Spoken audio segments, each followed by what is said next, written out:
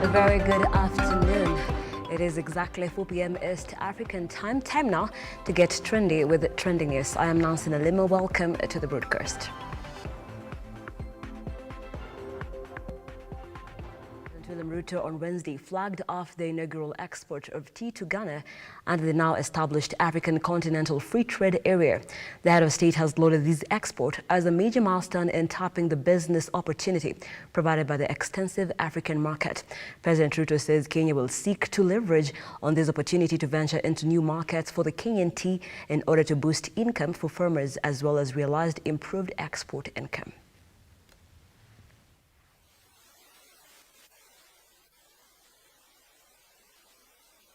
This event today marks the first step in a journey that will liberate our continent from export of raw material to the rest of the world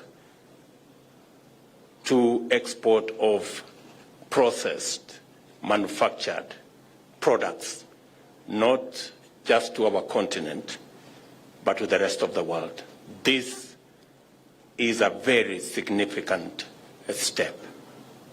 And when we began the journey to consolidate the market in Africa and provide the infrastructure using the FTA statute, it looked like it was a dream. But today, we are living that dream as reality. This first step is historic in the sense that we now can harvest the returns of the huge market, the 1 billion people market in our continent. The infrastructure provided by the Africa Continental Free Trade Area of making it easier for us to overcome all barriers to trade and all barriers to doing business with ourselves in this continent is a very significant step in making Africa overcome its challenges of investment and its challenges of trade.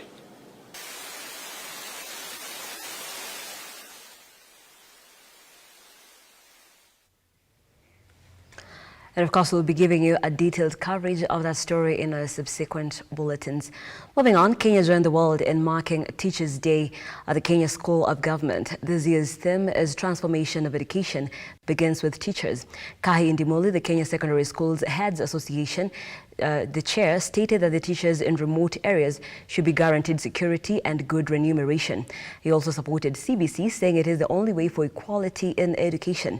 Kenya Union of Special Needs Education Teachers Secretary General James Torome urged the task force to welcome CBC but include more members of different unions.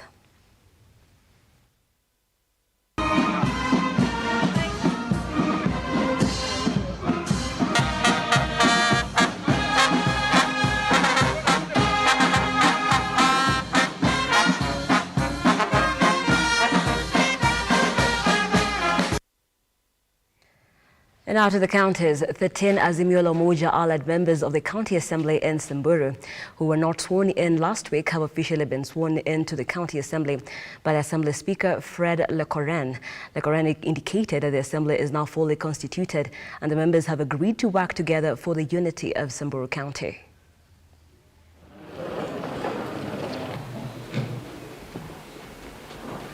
I, Joseph Lekoren Lomoju, do swear in the name of Almighty God. Special sitting with great humility and congratulate you all for making the entire Assembly of Samburu. And the swearing went on very well, and as of now, we have a fully constituted Third Assembly of Samburu. And what we are looking forward is our mandate of representation, oversight and legislation. As time goes, we are prepared and we are going to get together. We had a few of differences last week, but we have spoken with among ourselves, with our colleagues, and we are forging our way forward as a one team. Now, while addressing the third sitting of the Garissa County Assembly, Garissa Governor Nathif Jama has indicated that his main pillars in his second and final term are food security, water and health. They will be top among his agenda for the county in his quest to fight drought. My plan for 2022-2027 is to adopt a paradigm shift of an institutional nature in matters of drought management by implementing major dryland farming activities or schemes in 3 different locations of our county. The projects will largely be undertaken on the basis of harvested rainwater, while also underground borehole waters may be resorted to where this is deemed economically possible. It's proposed that in each project about 2/3 of the land will be used for growing of food crops and the other 1/3 for growing of livestock fodder. Through such intervention, honorable members, we believe that we will go a long way in dealing with the intermittent droughts that we face every other year. Let's now head over down to the coast where Kilifi Governor Gideon Mung'aro, while addressing the first seating of members of the County Assembly in Malindi, has announced plans to push for the revival of the Galana Kulalo Food Security Project and the setting up of a milling plant in his county to promote food security. He outlined plans for transforming his county in various sectors. Mung'aro also added that he intends to improve road infrastructure to increase connectivity of the county that will attract more investment.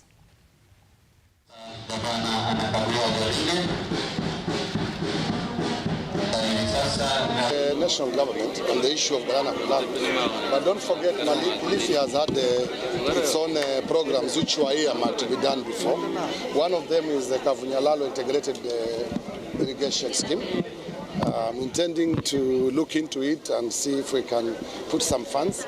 I'm also at the moment in consultation with some developing partners who can help us develop a sustainable agriculture in the county.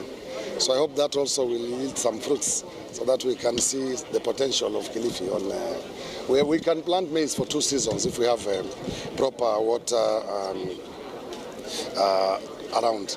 I had a meeting this weekend with a group who are developing a solar for pumping.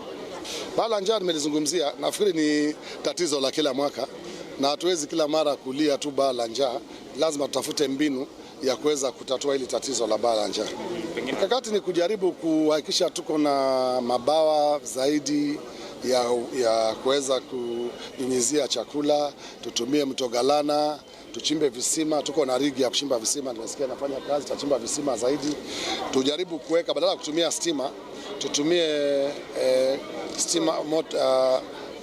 umeme wa miale ili tuweze kupiga maji na watu. Kama tutaweza kuwa na visima kila mahali pa kunapatikana maji na maji yapatikane yale ya kuweza kupanda chakula, then tujaribu kuhamasisha watu wa sehemu hiyo, tuweke matanki ya maji, tusukume pipes ili watu waweze kupanda chakula ili tupunguze uhaba wa chakula.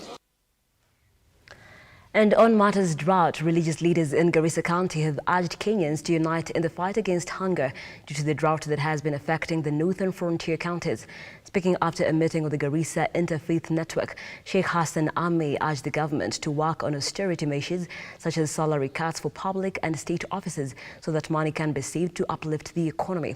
The leaders also thanked the area residents and political aspirants for keeping pace during the August general elections. Tumekuwa na ukame mbaya paka Northern Kenya, NFD ile area ilikuwa inaitwa paka Turkana huko. Kenya vile wanashuhudia usiku na mchana kwa TV. Hatutaki hiyo hali iangaliwe tu namna hiyo. Na tuiangalie msaada kutoka nje tu. Inaonekana Wakenya wanasema wapi donors wa nje wapi, lakini Wakenya wa kawaida hakuna kitu wanachangia. Tungetaka tutoe chakula, tungetaka tutoe pesa, tungetaka tutoe maji. Tuisaidie watu wetu ambao wanaumia, wanakufa sababu ya ngaro, sababu ya chakula, ukosefu wa chakula. Wakenya mahali pote wako kwa hali ngumu. hasa hii mkoa naye kaskazini mashariki tuko hali ngumu sana. Kwa hivyo sisi tukiwa viongozi wa dini na tumekutana hapa na IRC ambayo imetukutanisha leo, tunasema Wakenya mahali pote waamuke na watoe msaada. Wale wameanguka tunasema poleni. Wale wamefaulu naye wamepata vile walikuwa wanataka naye tunasema nyinyi naye msitenge wale walikuwa wanawaangusha nyinyi, na msikuwe na hasira na wao. Wale waliwachagua na wale hawakuwachagua wote mulete pamoja. Tunaomba serikali kuu ikaweze kutuangalia kwa jicho la huruma, ikaweze kututumia chakula ili kukaweze kuwa na chakula cha watu pamoja na cha mifugo. Laikipia County residents have been asked to embrace chicken rearing in a bid to ward off cattle rustling in the region. Farmers in the region have received improved chicken from farming system Kenya, hoping that their livelihoods will improve. Laikipia Crop and Livestock Officer LC Wanja Kigano stated that the chicken will be beneficial to the farmers considering the region has been experiencing extreme drought.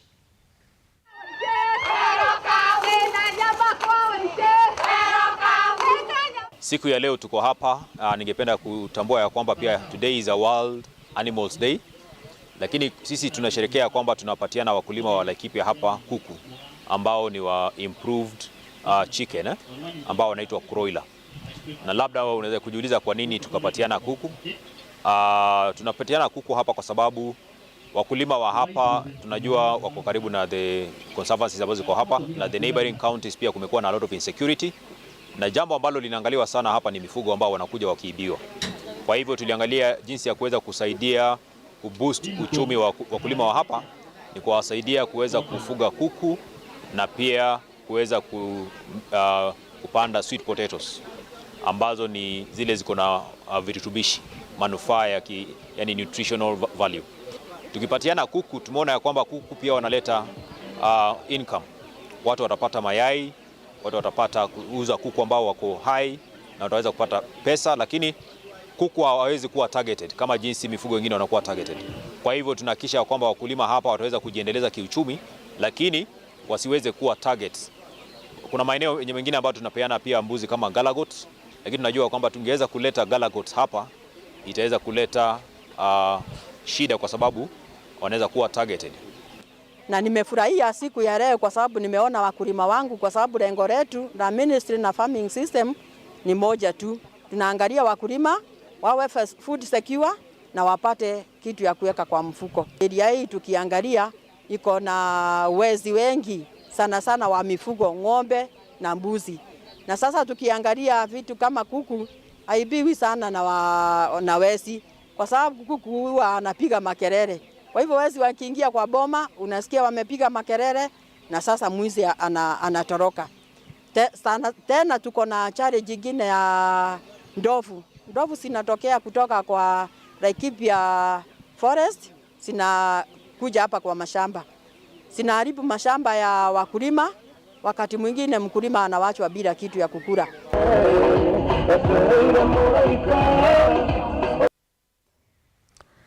And bilateral trade between Kenya and Egypt has been strengthened in a business bridge forum held in Nairobi aimed at bringing together investors and stakeholders from the two countries. Egyptian ambassador to Kenya Khaled El Biad highlighted the strong ties between the countries, pinpointing the trade that was worth at over $600 million in 2021 and insisting on the need to increase trade between Kenya and Egypt.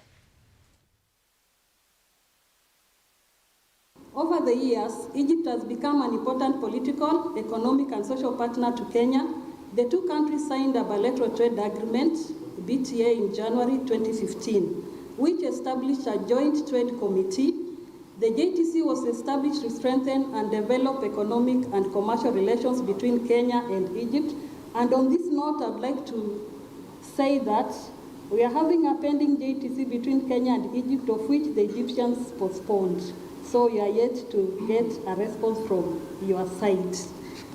I'm especially excited by the opportunity that this forum provides for all Kenyan businesses to further relations and commercial ties with our fellow African Egyptian brothers and sisters. Kenya and Egypt have enjoyed a deep and rich history of successful trade for decades. We are old friends with a mutual intention to strengthen our relations further. a trade between the two countries of $666 million in 2021 is no small feat, and I'm sure that this will continue to grow. We are proud to say that Kenya is the leading trade partner for Egypt in East Africa, and actually I think in Sub-Saharan Africa as well. As the economic and trade relations between our two countries continue to grow, the private sectors in both countries recognize the great potential this represents. Right, and that's what's trending at this hour. Just to bring you up to speed with the stories that we are following up for you for our later on bulletins at 6:30 p.m. That is Lookuptv Reefer, and at 8 p.m. Lookup News. Of course, we have the President's address. We will be giving you a detailed coverage of the same. As well, it is World Teachers' Day, and we'd like you to engage with us across our social media platforms at Lookuptv on Twitter, Facebook, and of course our YouTube channel. And do let us know what you would like teachers to hear today. Who's your favorite teacher and why? And of course, we'll be giving you a detailed story of the same following the event that took place earlier today. Those are just some of the stories that we have for you, and so much more, and with some sporting action as well. But that is it from us here on Trending News. But do keep it Lookuptv for other interesting shows. I'm Nelima. Have yourselves a pleasant afternoon.